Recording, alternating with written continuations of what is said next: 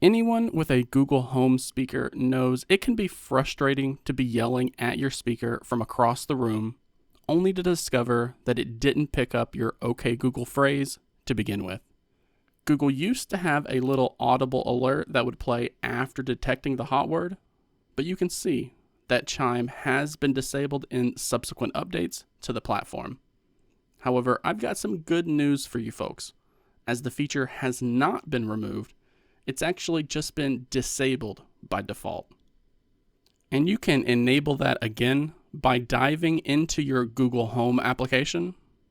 You'll want to tap into the Google Home or Nest speaker that you want to adjust.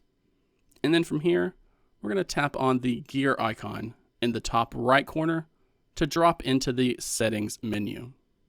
Then we're going to tap on the accessibility option from down here at the bottom.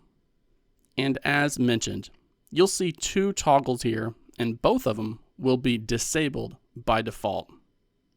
But you can enable either of these so that you can hear an audible chime before Google Home begins to listen to your voice command, or you can make it so that Google Home plays an audible tone after it's done listening to your voice command.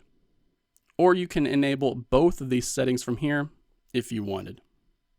Either way, you'll finally start hearing that start sound chime that many of us are used to from using Google Assistant over the years.